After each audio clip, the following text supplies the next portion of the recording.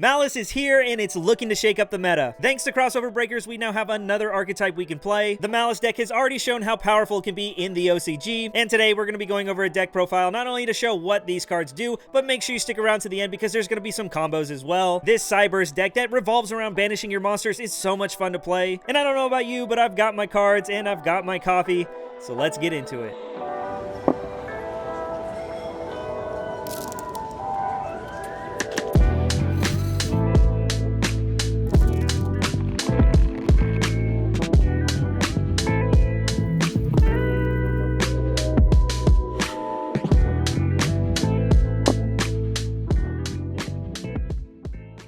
So like I mentioned, we now have crossover breakers, which gave us not only the Ryziel deck, but now the Malice as well. The fact that we have a Cyberse Link climbing deck that can also play Shifter is pretty crazy. But hopping into the namesake of the deck, the Malice lineup, we're running 3 copies of the Rabbit, 3 copies of the Mouse, and only 2 copies of the Cat. All of these cards are level 3 Dark Cyberse monsters, and they all have some similar effects. All 3 of these monsters, when pointed to by one of your Malice Link monsters, gives those links a bonus effect. When a Malice Link points to our Rabbit, you can no longer take battle damage involving that link. If one of those links are pointing to the Dormouse, then it also protects it from destruction by card effect. And the Cat, when pointed to by one of the Malice links, prevents it from being destroyed by battle. These effects are just little bonuses and they're nice to have. It's not really what the cards are there for. Another thing to note, all 3 of these monsters share the same effect where whenever they're banished, you can pay 300 life points to then special summon them to the field. This means cards like Gold Sarcophagus and Allure of Darkness can trigger these effects to then get them back onto the field. One thing to note though is when you are using the effect to bring themselves back from the banishment, it will lock you into links for the rest of the turn. The effects are a hard once per turn, but the goal of the deck is to spam these monsters on the field to help you link climb, while also getting access to your Malice spells and traps. These cards also have really amazing on-field effects. White Rabbit on normal or special summon can set any of your Malice trap cards from your deck face down. Whatever trap you set has to be a different name than one that's already in your grave, but to be honest, we only play 1 of each anyway, so it's not really that relevant. The traps can also be activated the turn they're set, which we'll talk about in a sec, but this really is what the whole deck is about. Getting access to those trap cards while link climbing is super essential. Dormouse is probably one of the best summons in the deck. Once per turn, you can banish any Malice monster from your deck, and then for the rest of the turn, all your Malice monsters will gain 600 attack. This effect will linger even when you start link climbing. When you go into Malice links, they get the boost as well. But Dormouse is so strong, it is essentially the tour guide of the deck. Being able to banish any name and then summon it to the field really gets the whole combos going. And then the Cat, the on-field effect is really good, but it doesn't really contribute to any of your 1-card combos. For that reason, we're only playing 2, and there is a world that I'd consider playing 1. But while it's on the field, once per turn, you can banish any Malice card from your hand and then draw 2 cards. Definitely an amazing card because we have a lot of non-engine we can draw, plus of course it synergizes with the other monsters if they're in your hand. Again, don't forget these effects are all once per turn, and that's something you got to keep in mind. For the Malice spells and traps, we are running 3 copies of Malice and Underworld, and when you activate it, you can banish any Malice card from your hand, deck, or graveyard. By itself, it is a 1-card combo. It's not the best, but it definitely gets the job done. The only issue this deck really has is the lack of 1-card starters compared to some of the other decks in the format. You could opt to run something like Terraforming, that way you increase that count, but more times than not, you would rather search this card in your combo rather than hard open it because you can only activate it once per turn. The card also has some bonus effects. If you have 3 Malice traps banished with different names, your Malice Link monsters you control gain 3000 attack, which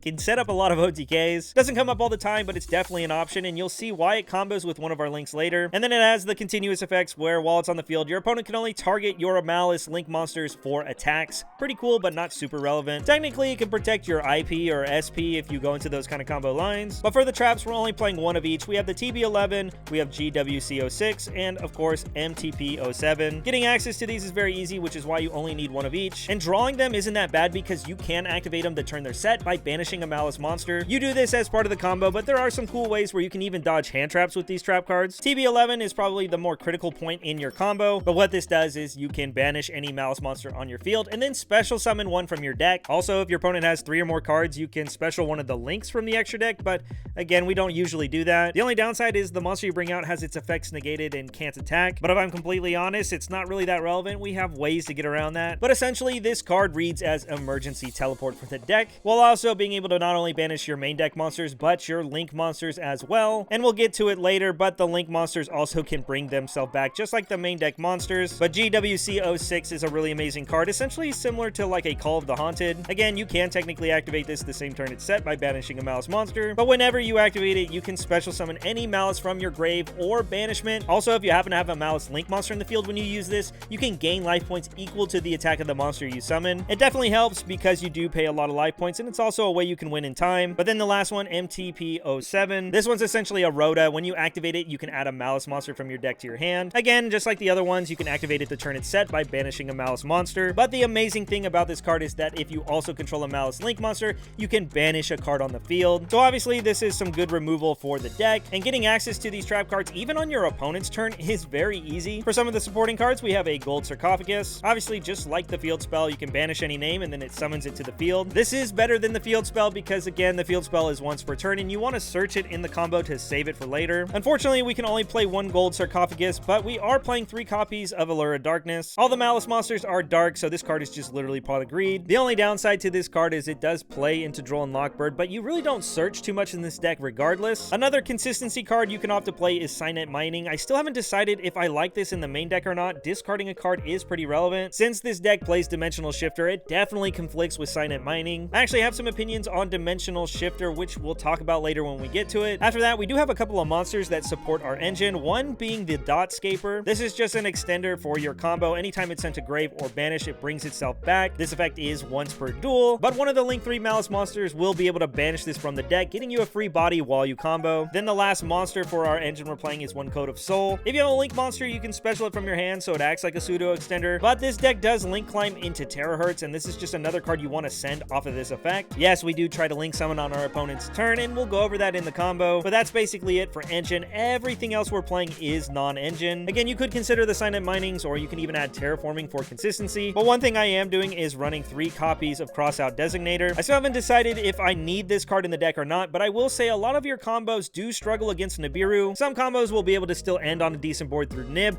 while some really struggle against it. It's also very important to get your TB11 to resolve, so something like Ash Blossom on this can really hurt. I guess that's a little tip for you guys if you are playing against this deck. Save that Ash Blossom for TB11. But now hopping into the hand traps, of course, first is going to be Dimensional Shifter. Yes, this deck is a shifter deck, and a lot of the combos do use cards from your graveyard, but since Dimensional Shifter banishes everything for you, you don't have to go out of your way to get those cards back. Also, it makes it to where you're not going to be using Terahertz because, again, you're trying to send those cards to the grave. But obviously, Shifter is an amazing Floodgate hand trap. So many decks will crumble because of the existence of this card. But that being said, I'm still not sold on main decking this card. While it's early in the format, I definitely think it's a great card to have because the format's going to be really diverse. But you have to remember there are decks like Tempai and Ritual Beast running around that obviously do not care about Dimensional Shifter. But also, now we have Ryziel in the format, and that deck can play through Shifter really well. And of course, now there's going to be Malice in the format, and you're just going to help your opponent combo if you try to resolve this card. Again, time will tell whether or not you should be main decking this card, depending on what decks are popular in the format. 1000% I would be siding it if I didn't already main it, but worst case scenario, this is a dark for your Allure of Darkness. And as I mentioned, if you did decide to side deck this card, now you can main those Signet Minings. Another hand trap that really helps your combos out are actually the Bestials, and we are playing 1 Magnamut and 2 Drewsworm. You can play Baldrake as well, or just go 1-1-1, but I've really been liking Drewsworm into the Ryziel matchup. Don't forget, Ryziels have a lot of light monsters in their deck, so it's very easy to summon these cards. Plus, Drewsworm's sending effect when playing into a board is so clutch when dealing with Detonator. And if you're looking to learn more about that deck, I just posted a video on it as well, so make sure you guys go check it out. But overall, when it comes to the format, while these cards are really great into a lot of decks, I don't want to have too many of them in the deck because not every deck can get punished by these, especially Tempai. And again, these are dark, so they are Allure of Darkness targets. But then after that, we have 3 copies of Ash, just really good into the format, and again, doubling as that cross-out target. We're also running 3 copies of Imperm, pretty straightforward and standard. Since we're playing Shifter though, I have opted to not play Effect Veiler, and instead I'm running 2 copies of Ghost Mourner. This slot could literally be anything. I'm still testing what I want this hand trap to be. I mean, heck, you could even use it as board breakers as well, whether it's like Book of Eclipse or something of that nature. But for now, with how diverse the format is looking to be, until it gets more established, I just like having hand traps. Next is 2 copies of Nib, an amazing hand trap, obviously when paired with other hand traps as well. A lot of decks right now have ways built in to play around this card, so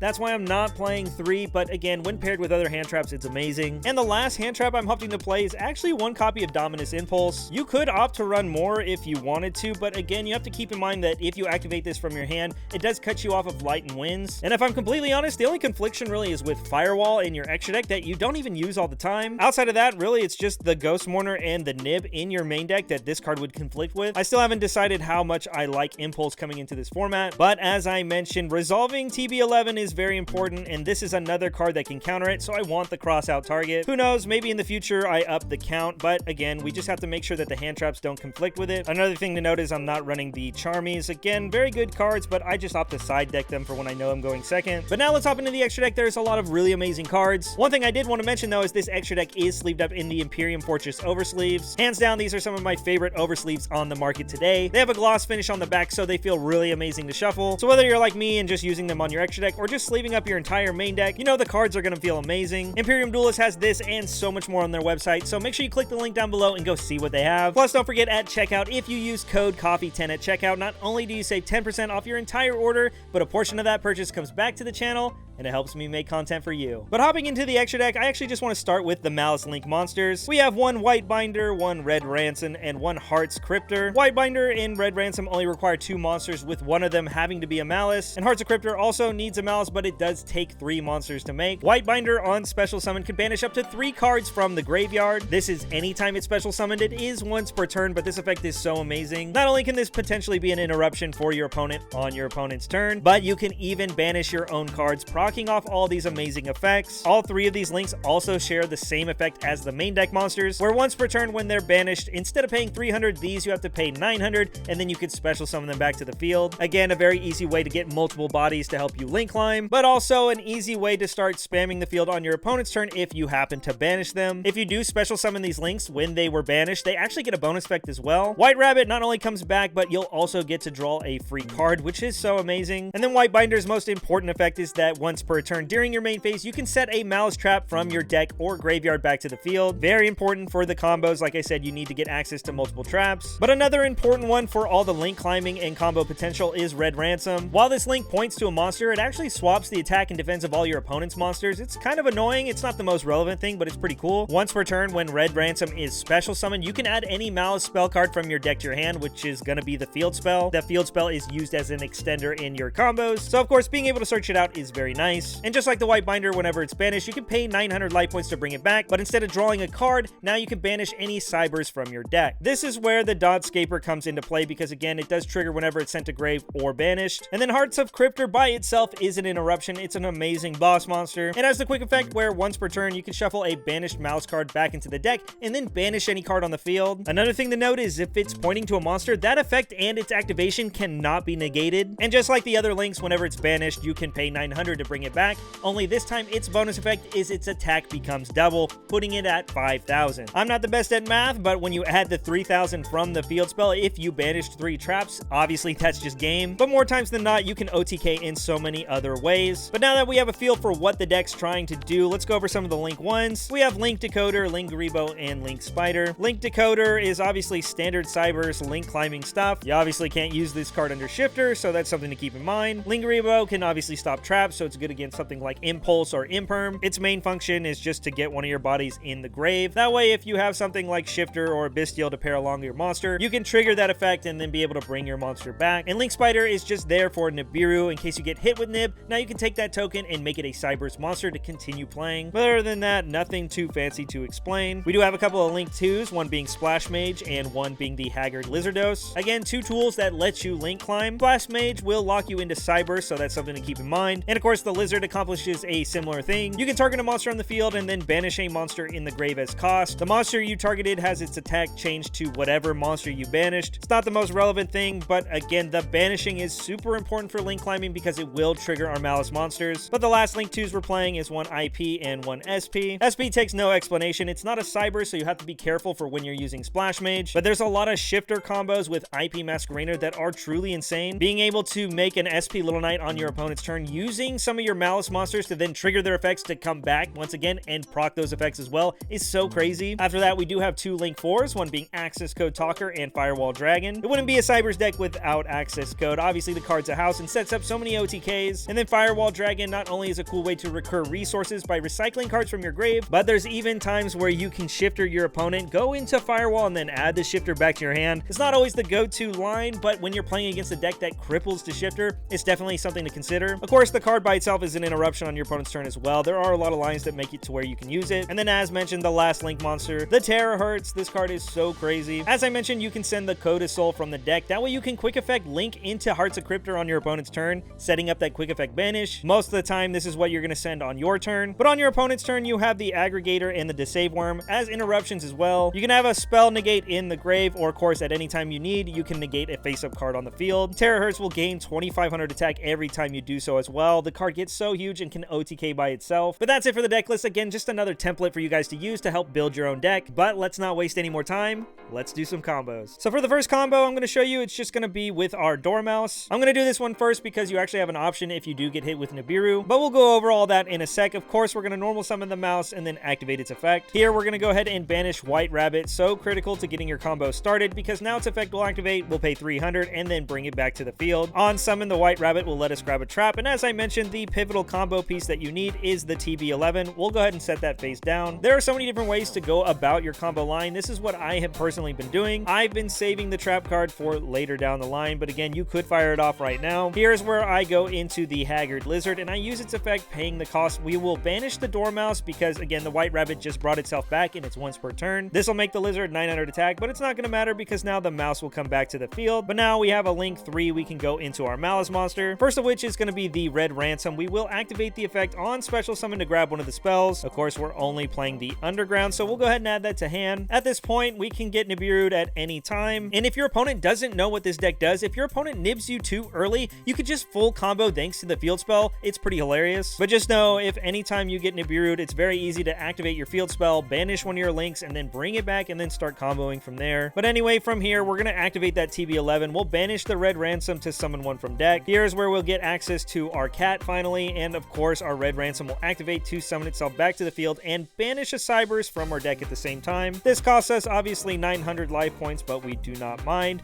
Dotscaper then comes back to the field, and in this specific combo, I actually think this is the correct time to nib, and we will come back to this point and show what to do if you do get hit with it. But assuming you don't get hit with the Nibiru, now we can link this off, go into our link decoder. From here, we can now link down. That's 3 different bodies, and we'll go into the White Binder. On summon, the decoder will activate to bring itself back from the grave, and here I'm actually going to opt to not use the effect to banish 3 cards, even though you could. Again, you're just trying to consider maybe they didn't know when to nib. If they do, obviously you can activate the field spell, banish the binder, it'll come back, you'll draw a card, banish cat comes back, and that with the token. Again, you can link climb like crazy if they did nib you now, but we will be able to banish again later, so do not worry. In this case, I just really want to get access to the trap as soon as possible. We'll go ahead and activate White Binder effect. GWC06 now gets set face down, and as long as you can honestly get to this trap in your combo while establishing your links, you don't care if you get hit with Nibiru. You'll see at the end of the combo, this card by itself brings back multiple bodies and at least 1 interruption. So 1 card for 1 interruption at a bare minimum with all the non-engine you have. Getting to the trap plus a bunch of follow-up on top of that, that's the end goal, and everything after that is just a bonus. Now from here, we can link these 2 off. We can go into our Firewall Dragon, and again, we don't care if we get nibbed anymore. We'll activate the Underground, we'll banish the White Binder and then use its effect. We'll go ahead and bring it back to the field. We get to draw a card, and then of course now on summon, we can banish up to 3 cards. We're going to banish the cat, obviously, and I like banishing one of the traps just to get a name banished. If your opponent had another card, you could do so. It's really up to you, but after that, the cat will bring itself back to the field. And now we'll use the Firewall effect. We'll add Dormouse back to hand because we haven't used the cat's effect. We can now banish this to draw a free 2 cards. We've drawn 3 cards in the process of this combo, and now we've pretty much established everything we need. We can take all these bodies, throw them away, go into our Terahertz, and then activate the effect. Typically, you want to do that in the end phase, I guess, for Valor or who knows what, but now we'll dump that CODEE Soul. Again, we had 4 cards in our hand. We drew 3 in this combo, and we are going to go back to show you what to do if you get it with Nib. But just to sum up all the interruptions we have, excluding the 7 cards in our hand, obviously during our opponent's turn at any time, we can use Terahertz. We'll have a card effect negation, or we can negate a spell with its graveyard effect. Already, this is at 5,500, so it'll go up to 8k after that. But anytime during our opponent's turn, we can go ahead and flip the 06. This can bring back our White Binder, which on summon can banish 3 cards. Obviously, you can chain this as a pseudo interruption against your opponent to hit cards out of their grave, but also to further our interruptions at a bare minimum, you want to make sure you at least banish the White Rabbit from your grave as well. For more follow-up, we also want to banish the Red Ransom, and like I said, that leaves you 1 more card to rip out of the grave, so maybe you use that as an interruption for your opponent. After that resolves, both of these will activate. You'll pay 300 and 900. We'll get our Red Ransom back, and our white rabbit. The red ransom also gets to banish something from the deck. It's not really relevant, but the white rabbit on summon can now go ahead and grab us another trap. Now we get the 07, the Rhoda, and the interruption by banishing, because again, we can activate these the same turn they're set. Another thing to note is our red ransom also grabs us another field spell. This essentially gives us even more follow-up for the next turn if we didn't already have it. Now if our opponent continues to play, we can use 07. We can banish the white binder to go ahead and search. This grabs us Dormouse for even more follow-up. Also, since we control a Link still, we get to banish one of their cards. And then of course, now the white binder gets to activate because it wasn't banished earlier. It gets to come back. We can once again draw one more card. And no, that's not everything. Don't forget, we still have our Code of Soul in the grave. At any time now, we can banish it from the graveyard to Link summon. We can take these 3 monsters, send them off to the grave. Hearts of Cryptor now hits the field, and again, at any time, we can quick effect use its effect to shuffle one of our Malice cards back to yet again banish another card. This deck is so much fun to play, and if we ignore Nibiru, this combo could technically go even further. But that being said, let's go back to where if we did get nibbed at the correct time, what our board would look like. And here we are, we have the cat, the red ransom, and the Dotscaper on the field. We've already used the effect to come back with the red ransom when it was banished, as well as the Dormouse and the rabbit. So here, if our opponent hit us with Nibiru, these would all hit the grave. We get ourselves a nice pretty Nibiru token, and then we can proceed to activate the field spell to banish our cat that has not used its effect. It could be from grave or from deck, it really doesn't matter, but now the cat comes back to the field, and of course we can take this Link token, convert it into that Link Spider, and go into our Splash Mage. From this point on, we're going to be locked into Cyberse, but hey, we got hit with Nib, we don't really care. We'll activate the effect, we can bring back any of our monsters, it just has to be a Malice. It's technically supposed to be in defense position, but anyway, you're going to use these, we'll go ahead and link them off. Now we get our white binder, and we can activate the effect. Like I mentioned earlier, you're just trying to get access to the 06, and while you might think this isn't the craziest combo, at least at the end of the day, you can still flip the trap. This will be able to bring back the white rabbit, and then on summon, its effect will activate once again, getting us our trap, the